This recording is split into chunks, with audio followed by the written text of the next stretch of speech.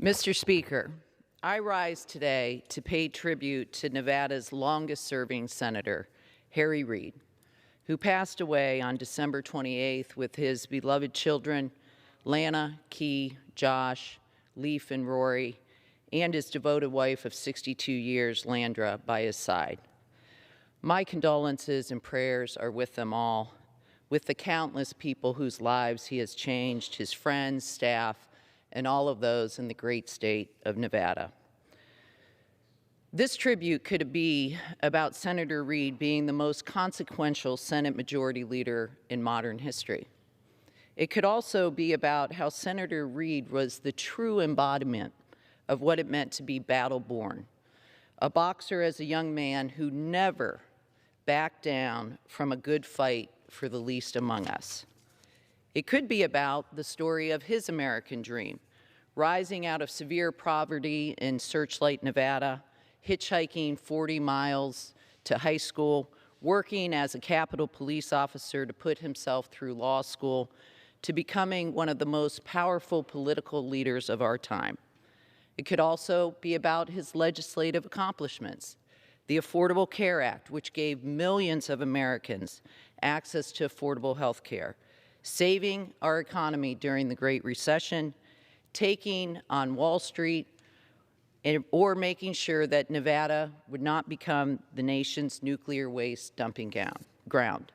However, I want to focus on Senator Reid's role in advancing women in politics.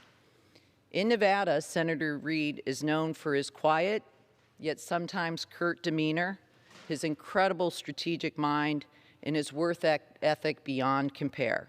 He built a team known as Team Reid that has roots throughout this Capitol, throughout Nevada, and throughout this country, which will have an impact long beyond his life.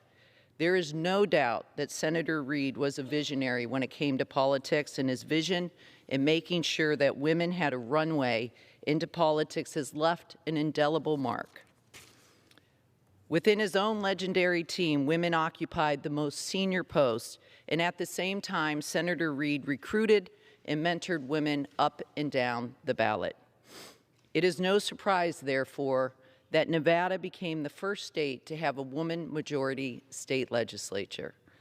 And we have a woman-majority Supreme Court, as well as a woman-majority congressional delegation with 2 female senators, Cortez Masto and Rosen. Harry Reid's devotion to Landra is legendary.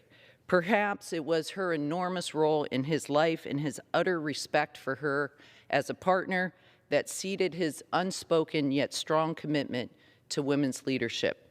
Maybe it was the role that his mother played, raising him out of extreme poverty in Searchlight, Nevada. Whatever the motivation, the results speak for themselves. Growing up in Searchlight, Harry Reid was given a nickname, Pinky.